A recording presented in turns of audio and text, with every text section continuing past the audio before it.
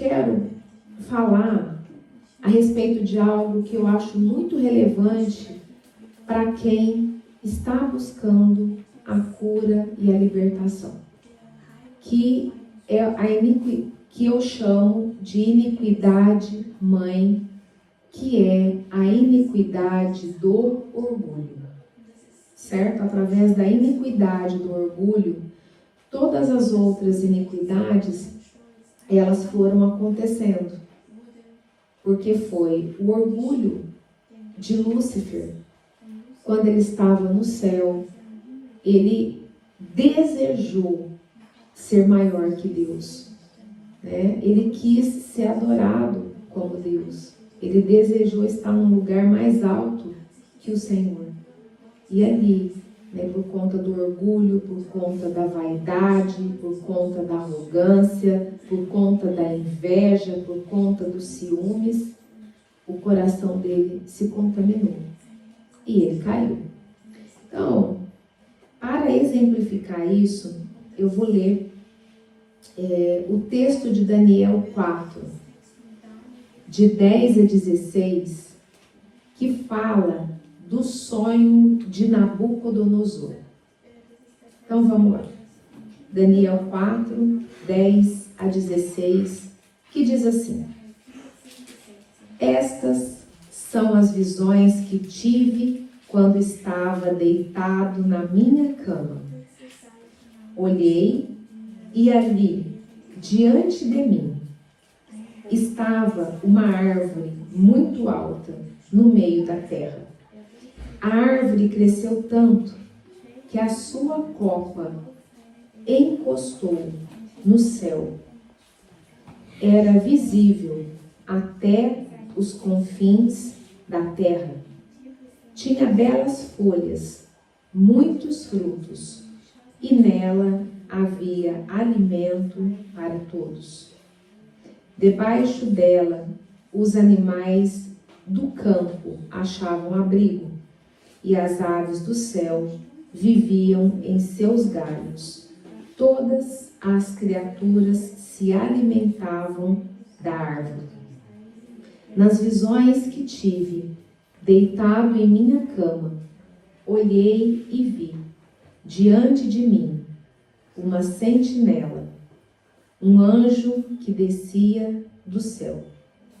E ele gritou em alta voz: Derrubem a árvore e cortem os seus galhos, e arranquem as suas folhas e espalhem os seus frutos. Fujam os animais de debaixo dela e as aves dos seus galhos, mas deixem o toco e as suas raízes presos com ferro e bronze. Fique ele no chão, em meio à relva do campo. Ele será molhado com o orvalho do céu, e com os animais comerá a grama da terra. A mente humana lhe será tirada, e ele será como um animal, até que se passem 7 tempos. Então, esse foi o sonho que o rei Nabucodonosor teve, e isso trouxe um incômodo muito grande para ele, porque ele sabia que era o Senhor querendo falar algo para ele. E como ele não tinha quem discernisse esse sonho, ele buscou Daniel para trazer o discernimento do seu sonho.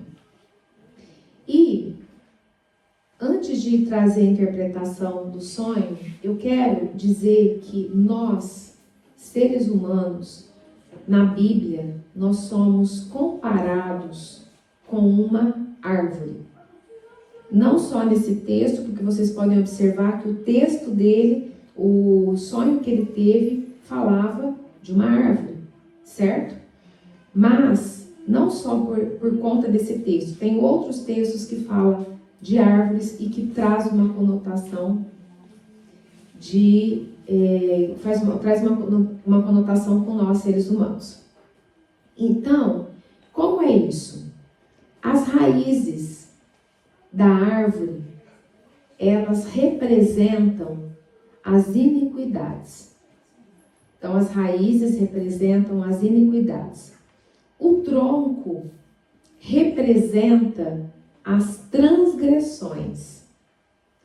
Os galhos e as folhas representam as diversas perseguições espirituais. Como que é isso? Por exemplo, se um antepassado de uma determinada pessoa teve uma vida muito promíscua, então aquela pessoa, os seus futuros descendentes, eles vão ter uma predisposição para o mesmo pecado. Então, essas pessoas vão sofrer uma perseguição espiritual, ok?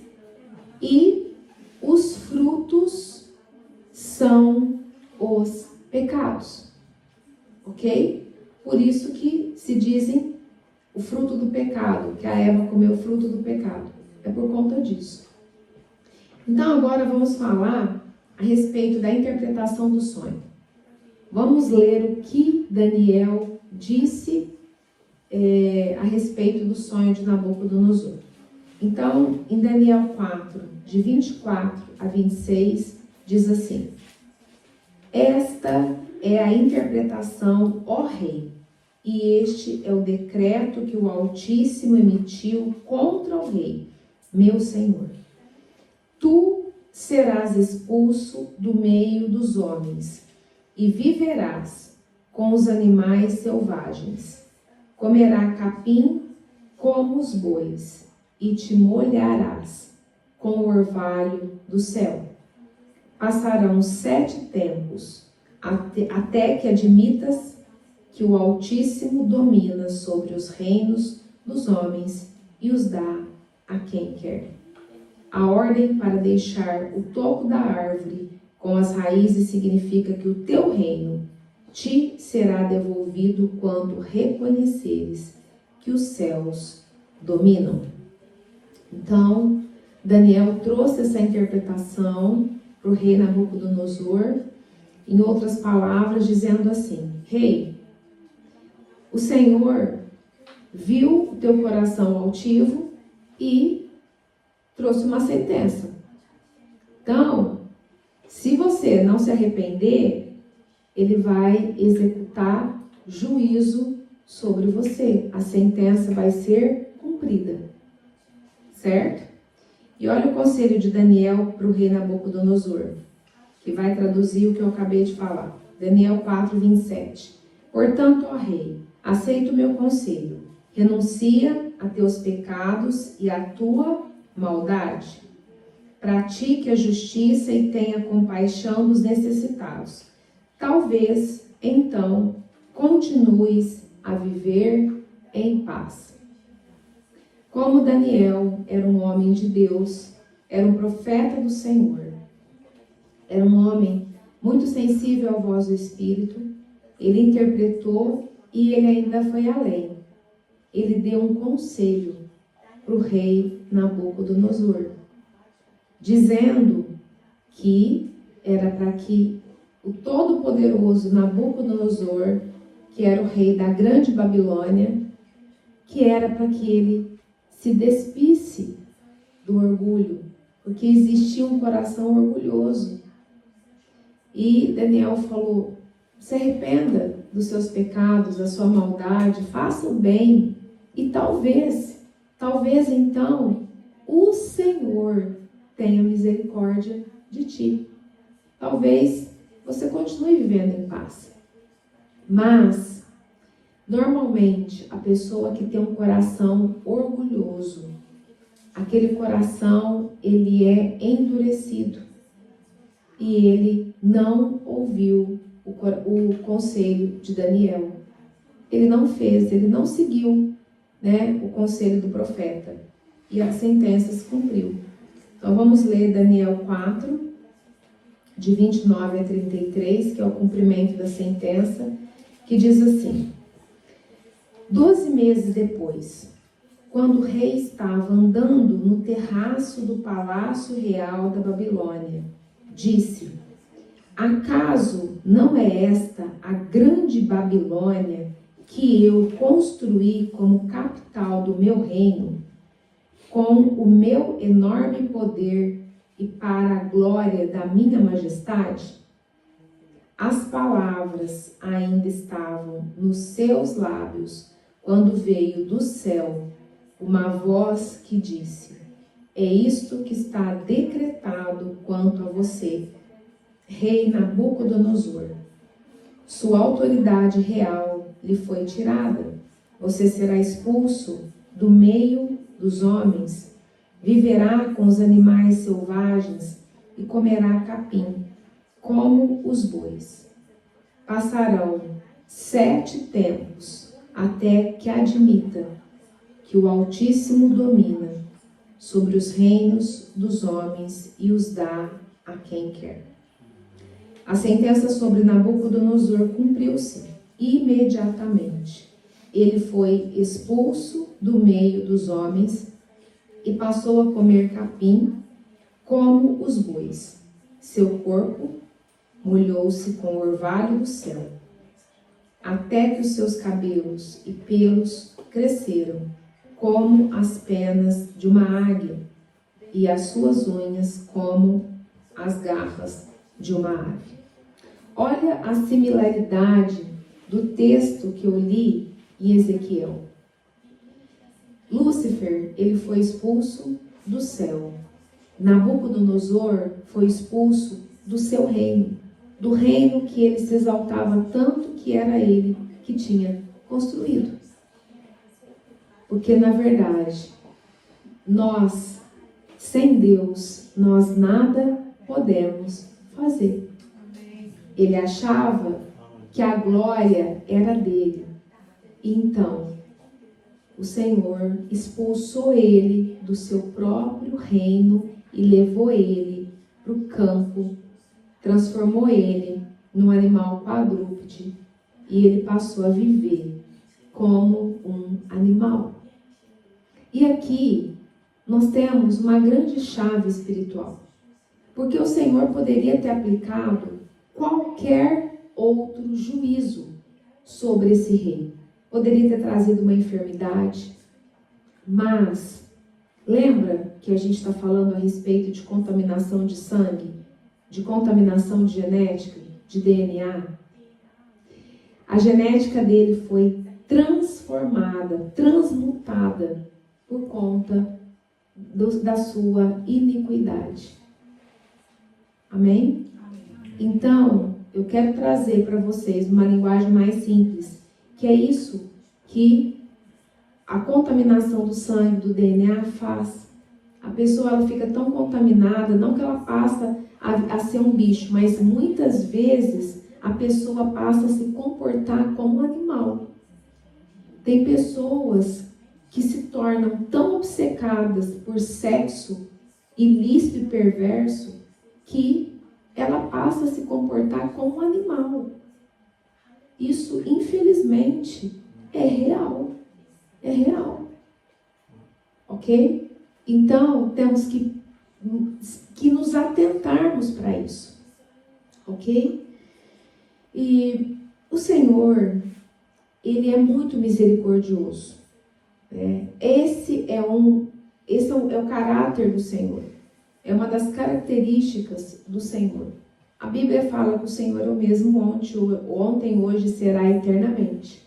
O caráter do Senhor é imutável. O caráter do Senhor não muda. E Ele tem esse caráter de ser misericordioso. Amém? E Ele exerce misericórdia sempre. Ele exerceu misericórdia lá com Lúcifer, enquanto ele estava ali caminhando junto com o Senhor, dando tempo para ele se arrepender. Mas ele não fez. Depois ele teve misericórdia de Adão e Eva e deu uma oportunidade para eles se arrependerem. E eles não fizeram. Depois também, se você vai para a história de Saul, que foi o primeiro rei de Israel, aconteceu da mesma forma. Ele deu chance para Saul se arrepender. e ele não fez. E com Nabucodonosor a palavra é muito clara. Foi depois de 12 meses, depois de um ano. Então, depois que Daniel deu o conselho para ele se arrepender e passar a fazer o bem, o Senhor esperou um ano para que isso acontecesse. E ele não se arrependeu. E o Senhor exerceu o que? Juízo. E conosco não é diferente. O Senhor, Ele nos dá oportunidade todos os dias de nos arrependermos, de confessarmos os nossos pecados, de fazermos a conversão. O que é conversão? Você está num caminho, quando você percebe que você está errado, você faz uma conversão, você muda de caminho. O Senhor tem feito isso. Ele tem usado os seus profetas aqui na terra para trazer confronto. Porque não existe outra forma do Senhor agir. Na verdade, no Antigo Testamento, ele usava os profetas literalmente para chegar e confrontar. Hoje, nós somos os profetas do Senhor. E aqueles que endurecerem o seu coração, além de estar correndo o risco de perder a salvação, tem mais uma situação. Jesus está para voltar. E a Bíblia fala que ele virá como ladrão. Só o Pai sabe o dia que isso vai acontecer. E nós precisamos estar preparados para o grande dia, onde as trombetas vão tocar e o Senhor vai vir para buscar a sua igreja. E será terrível, né, o que vai acontecer para aqueles que não tiver com o seu coração e com a sua vida alinhada com a palavra de Deus. Amém? E só para concluir esse assunto, né, de Nabucodonosor, o Senhor, ele normalmente destrói aquilo que foi motivo de exaltação, né, no coração do homem. O Senhor destrói, porque é Ele que tem que ser exaltado, é Ele que tem que ser glorificado. E toda vez que um homem endurece o coração e começa a trazer a glória que era de Deus para ele mesmo, o Senhor vai e destrói. Qual foi o desfecho? O que aconteceu com a Grande Babilônia? A Grande Babilônia, ela deixou de existir no mapa. Atualmente é uma região de ruínas a leste do rio Eufrates, a 90 quilômetros ao sul de Bagdá, no Iraque. Então, essa é a consequência do orgulho, queda e destruição. E como Satanás ele era um querubim da guarda, ele tinha no céu uma posição de governo, de liderança. Ele escolhe aqueles que estão em proeminência para tentar contaminar o coração e então derrubar. Por quê? Ele não vai atrás de pessoas que estão ali no anonimato. Porque os grandes líderes, normalmente, eles têm muitos seguidores. E quando um líder cai, um pastor de uma igreja proeminente, um grande ministro de louvor, quando uma pessoa dessa cai, infelizmente, leva muitos com ela. Foi como aconteceu no céu. Ele não foi expulso sozinho. Ele carregou 1/3 dos anjos. Ele carregou junto com ele. Ele continua trabalhando da mesma forma. Ok? Então, só para recapitular, antes de eu começar a falar a respeito da questão do sexo ilícito e perverso, Satanás ele tem trabalhado para contaminar o sangue e, consequentemente, o nosso DNA. A primeira forma de contaminação do sangue e do DNA é através das iniquidades, pois elas são passadas de geração para geração através de um cordão umbilical espiritual. A ativação das iniquidades geracionais em nós acontece quando pecamos. E a iniquidade do orgulho é a iniquidade que dá origem a outras iniquidades. Agora nós vamos iniciar a segunda forma de contaminação da genética e do DNA. Ok? Então, o que é o sexo? Sexo é algo que liga, que une duas pessoas e elas formam uma só carne. Não é isso? E o Senhor preparou o sexo para ser desfrutado entre marido e mulher. Então, o que é o sexo ilícito? O sexo ilícito é o sexo que é praticado fora da aliança do casamento. E no sexo existe também o derramamento de sangue, branco e vermelho. O sangue vermelho porque microvasos são rompidos no ato sexual.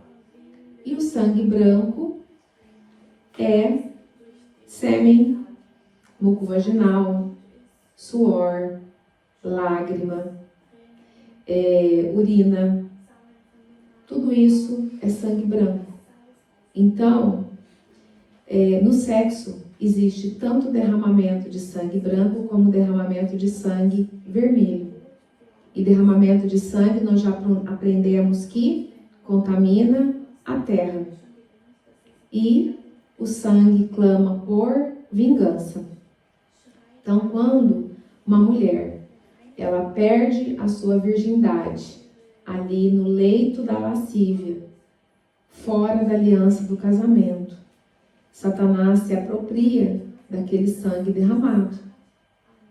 Quando uma mulher tem relacionamento sexual menstruada, onde a palavra de Deus diz para não ter, porque a menstruação é um período onde a mulher precisa descansar o seu organismo, porque é um período de limpeza. A menstruação sinaliza que a mulher não ficou grávida, então ali toda aquela preparação do seu útero para receber o embrião, ele vai ser descamado e ele vai ser eliminado através da menstruação. E no Antigo Testamento, no livro da lei, o Senhor fala para não ter relacionamento sexual menstruado. E quando a mulher tem, então ali ela está rompendo um princípio. Aquele sangue derramado, o inimigo ele se apropria. Por quê? Porque toda vez que nós rompemos princípios, nós pecamos. E o inimigo, ele só age quando ele encontra uma brecha de pecado. Sexo também é pacto de sangue, ok? E sexo também é altar. E mais para frente, aqui nos próximos, daqui a pouco eu vou falar também, depois do nosso intervalo, eu vou falar a respeito do que é um altar.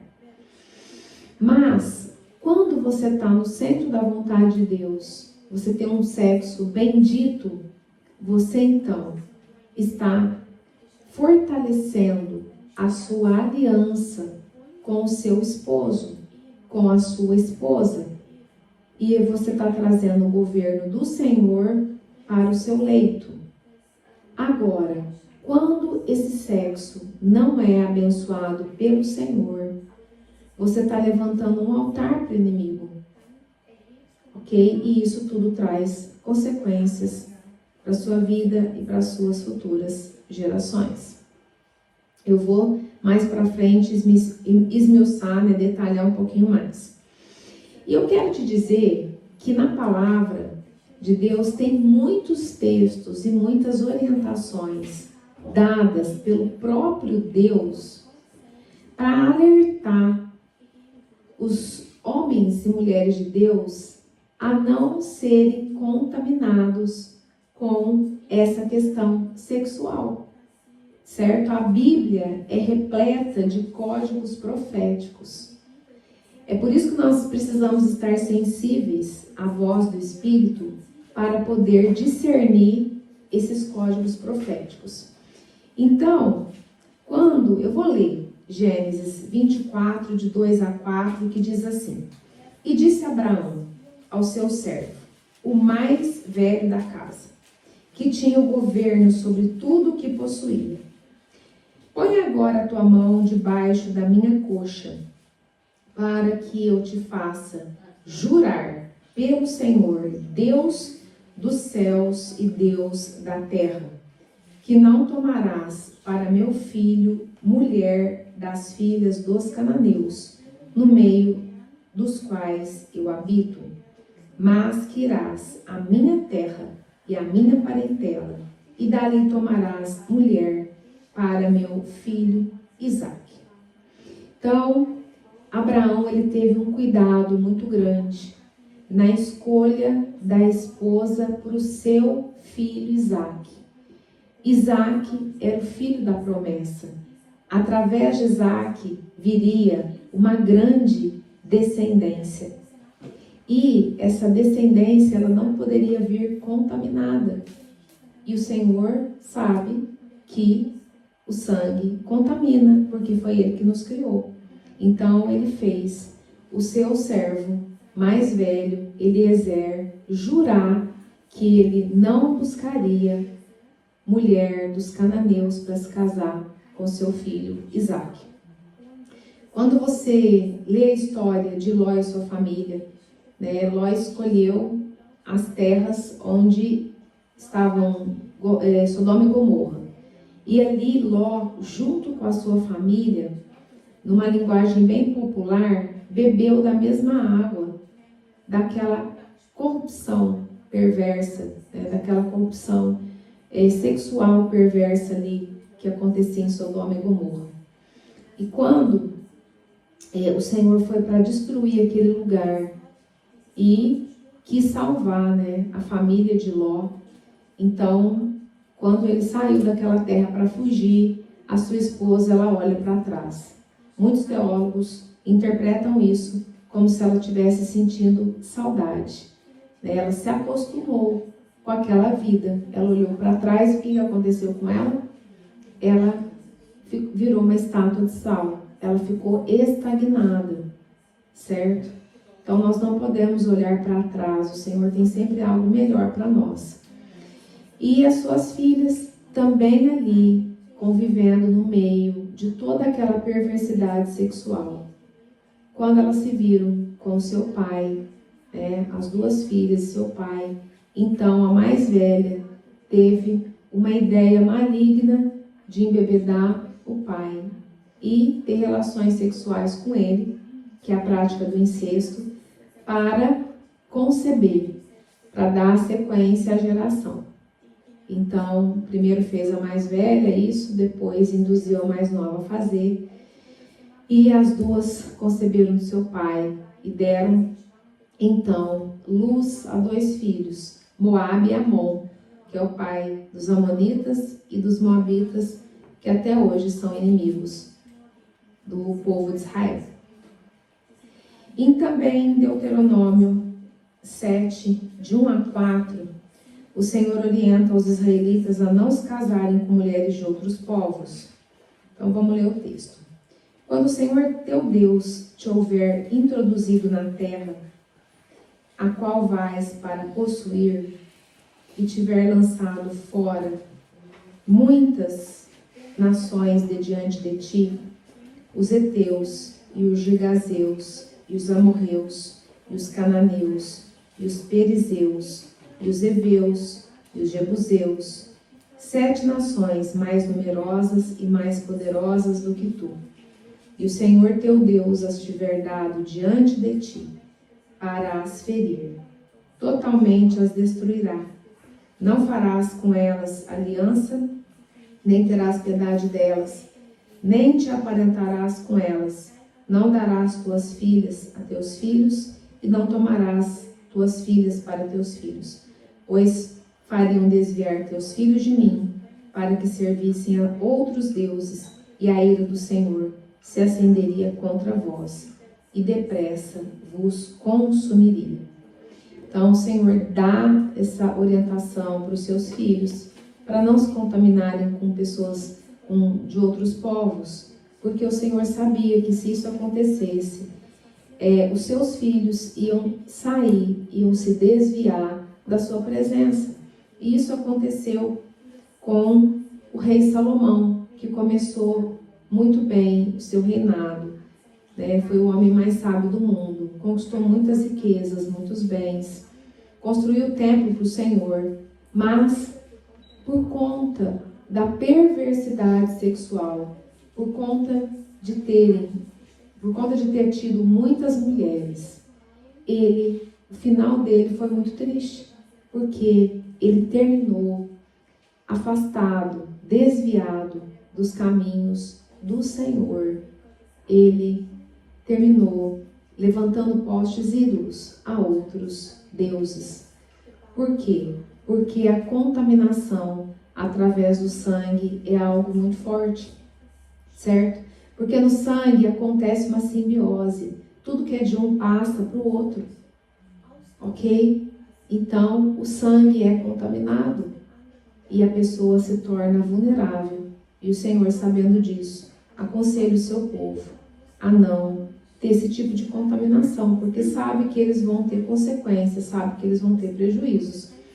E se você ler também os livros, o texto de Levítico 21:7 e Ezequiel 44:22, o Senhor, ele traz uma orientação para os sacerdotes, para eles, os sacerdotes, eles não poderiam se relacionar com mulheres que já tinham perdido a virgindade, que já tinham se divorciado, com prostitutas, e se não fosse com viúvas de um outro sacerdote. Se fosse viúva de uma outra pessoa qualquer, também não poderiam se casar. Só se fosse viúva de um outro sacerdote. Por quê? Porque os sacerdotes, eles foram escolhidos para carregar a presença do Senhor e não poderiam ser contaminados. E o Senhor os preservava, né, trazendo esse tipo de orientação. Então, eu estou te dando todos esses exemplos porque para fundamentar na palavra, né? Porque eu não conheço as pessoas que estão aqui, eu não sei se vocês já ouviram falar a respeito disso, então é muito necessário fundamentarmos na palavra de Deus. E é também por isso que Deus buscou uma mulher virgem para gerar Jesus. Amém? Tudo na Bíblia tem algo profético, tudo na Bíblia tem uma razão de ser. Por isso que nós precisamos, né, abrir o nosso entendimento para entender aquilo que o Senhor quer nos falar.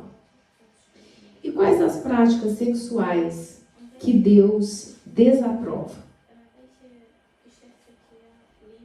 Fornicação, namoro impuro, prostituição.